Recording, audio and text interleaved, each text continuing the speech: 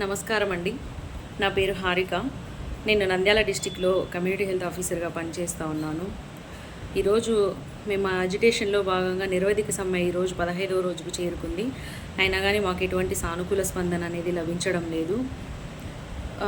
మేము ఈ వీడియో ఎందుకు చేస్తున్నానంటే, వీళ్ళు నిన్నగాక మొన్న వచ్చారు, వీళ్ళకి రెగ్యులరైజేషన్ కావాలంట, 23% హైక్ కావాలి, ఇలా ఎన్నెన్నో అడుగుతూ ఉన్నారు, వీళ్ళన్నీ గొంతమ్మ కోరికలు కోరుతున్నారు అనే ఆలోచన అనేది అందరికీ అనిపించుంటుంది. కానీ మేము అడుగుతున్నవి గొంతమ్మ కోరికలు కాదు, న్యాయపరమైన హక్కులు అని మేము అంటున్నాము. కానీ మావి న్యాయపరమైన హక్కులు అని మేము చెప్పడం వలన అది ఎవరికి అర్థం కావడం లేదు సరిగా. అవి ఎందుకు అని మీ అందరికీ కూడా తెలియచేసే ఒక చిన్న ప్రయత్నం మాత్రమే ఇది. కొంచెం వీడియో లెంత్ ఉండొచ్చు, కాస్త ఓపిక చేసుకొని వీడియో అంతా వినాలని నేను మనవి చేసుకుంటున్నాను. ఈరోజు మేము మా యొక్క అజిటేషన్లో ప్రథమంగా మేము ఫస్ట్ పెట్టుకున్న డిమాండ్ ఏంటంటే, 6 సంవత్సరాలు పూర్తి చేసుకున్న సిహెచ్ఓని రెగ్యులరైజ్ చేయాలి అని. ఎందుకు మమ్మల్ని రెగ్యులరైజ్ చేయకూడదు సార్? ఎందుకు చేయకూడదు?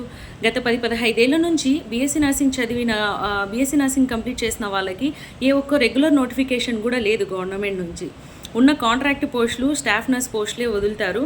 దానికి కూడా 2 డ్యూయల్ ఎలిజిబిలిటీ ఉంటుంది. బీఎస్సీ నర్సింగ్ వాళ్ళకి, జీఎన్ఎం వాళ్ళకి ఉంటుంది.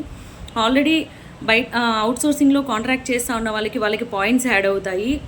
ఈ కారణం లేదంటే మెరిట్ లిస్ట్ తీస్తారు. ఆ మెరిట్ లిస్ట్లో కూడా వాళ్ళకి కాస్త బీఎస్సీ వాళ్ళతో పోల్చుకుంటే జీఎన్ఎం వాళ్ళకి కాస్త మెరిట్ లిస్ట్ ఎక్కువ ఉంటుంది.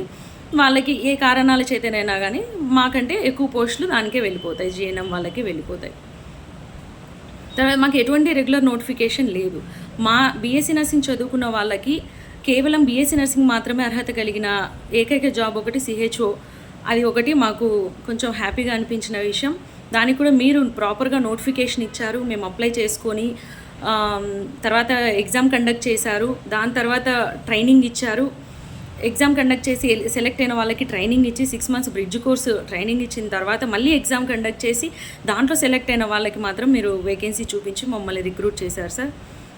ప్రభుత్వానికి నేను చేశారు. మీరు మాకు వేకెన్సీ చూపించారు సార్, కానీ ఎగ్జిస్టెన్స్ చూపించలేదు. ఎగ్జిస్టెన్స్ ఈరోజు ఆయుష్మాన్ ఆరోగ్య మందిర్ ఈ బిల్డింగ్స్ అనేది మాకు ఇక్కడ కూడా లేవు సార్. ఎగ్జిస్టెన్స్ మేము ఇక్కడ వచ్చిన తర్వాత, జాబ్ తీసుకొని ఇక్కడికి వచ్చిన తర్వాత మేము మా ఎగ్జిస్టెన్స్ని మేము క్రియేట్ చేసుకున్నాం. ఏదో రూమ్స్ రెంట్కి తీసుకున్నాం. రూమ్స్ రెంట్కి తీసుకుని సర్వీసెస్ స్టార్ట్ చేస్తూ ఉన్నాం సార్. రెంట్కి రూమ్స్ తీసుకున్నాం. మెడిసిన్ కూడా పీహెసీ నుంచి మా సొంత ఖర్చులతో మేము ఇక్కడికి తీసుకొచ్చుకుంటున్నాం. 14 రకాల డయాగ్నోస్టిక్ సర్వీసెస్ అందిస్తున్నాం. 12 రకాల సర్వీసెస్ అందిస్తున్నాం. 108 రకాల డ్రగ్స్ తోటి చిన్న చిన్న అవసరాలు, ప్రజల అవసరాలు మేము తీరుస్తూ ఉన్నాం. కొన్ని 100 మంది, ఒక్కో సిహెచ్ఓ 100 మంది పేషెంట్స్కి నెల బీపీ షుగర్లు చెక్ చేయడం అయితే ఏమి, వాళ్ళకి మందులు ఇవ్వడం అయితే ఏమి, ఫాలోఅప్స్ చేయడం కానీ, తర్వాత వాళ్ళని ఏదైనా హై రిస్క్ ఉన్న వాళ్ళని హయ్యర్ సెంటర్స్కి రెఫర్ చేయడం కానీ, ఏఎన్సీ యాంటీనేటల్స్ గురించి, పోస్ట్ నేటల్ అయితేనేమి, anganwadi services, school health services, ఈ సర్వీసెస్ అన్నీ మేము చేస్తున్నాం సార్. కానీ అవి మేము ప్రాపర్గా మీకు రిఫ్లెక్ట్ అవ్వడం లేదు.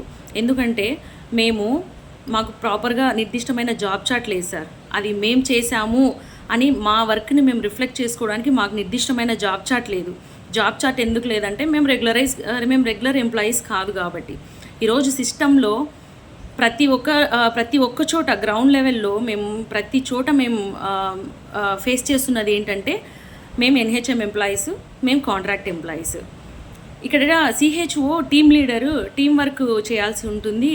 రిపోర్ట్స్ అన్నీ సెంటర్ నుంచి వెళ్తాయి. సో ఇలాంటి టీం వర్క్, టీమ్ లీడర్ ఇలాంటివన్నీ ఉండేవి సార్. కానీ ఇక్కడ సిహెచ్ఓ, ఏ ఒక్క సిహెచ్ఓ కూడా టీం వర్క్ చేయడం లేదు. ఓన్లీ 1 సిహెచ్ఓ వాళ్ళు ఒక్కలే వస్తున్నారు, డోర్స్ ఓపెన్ చేసుకుంటున్నారు, డోర్స్ వేసుకొని రూమ్స్ క్లీన్ చేసుకుంటున్నారు, మళ్ళీ డోర్స్ ఓపెన్ చేసుకొని సీట్లో కూర్చుంటున్నారు, ఓపీ సర్వీసెస్ అందిస్తున్నారు.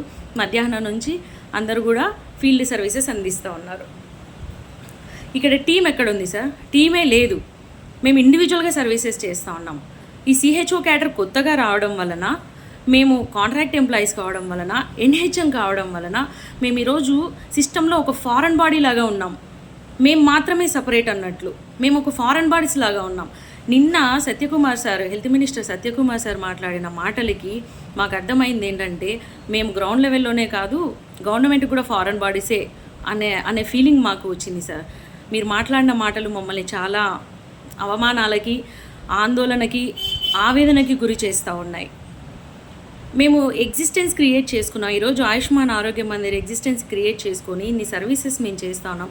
నిర్దిష్టమైన జాబ్ చార్ట్ అడగడం,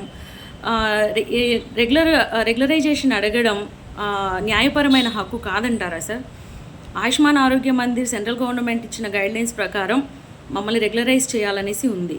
కాకపోతే ఇలాంటి గైడ్లైన్స్ నేను 100 సృష్టించగలుగుతాను అనే అధికారులు కూడా మాట్లాడడం జరిగింది. సార్, మీరు ఇచ్చిన గైడ్లైన్స్ ప్రకారమే మేము అప్లై చేసుకున్నాము, మీరు ఇచ్చిన గైడ్లైన్స్ ప్రకారమే డ్యూటీలో జాయిన్ అయ్యాము, మీరు ఇచ్చిన గైడ్లైన్స్ ప్రకారమే సర్వీసెస్ కూడా అందిస్తున్నాం.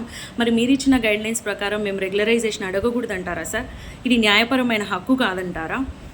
ఈరోజు నిర్దిష్టమైన జాబ్ చార్ట్ లేకపోవడం వలన మా వర్క్ని మేము రిఫ్లెక్ట్ చేసుకోలేకపోతా ఉన్నాం. మరి నిర్దిష్టమైన జాబ్ చార్ట్ అడగడం న్యాయపరమైన హక్కు కాదంటారా సార్? ఇక్కడికి రాకముందు ప్రైవేట్ కాలేజీల్లో లెక్చరర్స్గా, ట్యూటర్స్గా పనిచేస్తూ ఉన్నాం మేము. ప్రైవేట్ హాస్పిటల్స్ 10-15 ఏళ్ళు పనిచేస్తూ ఉన్నాం మేము. రెగ్యులర్ గవర్నమెంట్ సెక్టార్లో నోటిఫికేషన్ వదలంగానే గవర్నమెంట్ సెక్టార్లో పనిచేయడానికి ఏదో ఫ్యూచర్ ఉంటుంది మాకు అని ఆశపడి మేము ఇక్కడికి రావడం అయితే జరిగింది. కానీ ఇక్కడ 6 ఏళ్ళ నుంచి సర్వీస్ చేస్తా అంటే మేము ఈరోజు మేము అడుగుతున్నటువంటి మా డిమాండ్స్ని విన్నవించుకుందామనేసి హెల్త్ మినిస్టర్ సార్ దగ్గరికి వెళ్తే ఆయన, మీ బాధలు వినడం నా పని కాదు, నేను వినను, మీరు 24 అవర్స్ సర్వీసెస్ చేస్తున్నారా? ఫస్ట్ ఆఫ్ ఆల్ దానికి సమాధానం చెప్పండి. 24 అవర్స్ సర్వీసెస్ చేస్తున్నారా? మర్యాదగా మీరు డ్యూటీలో జాయిన్ అవ్వండి, లేకపోతే టర్మినేట్ చేస్తాను, మీ బదులు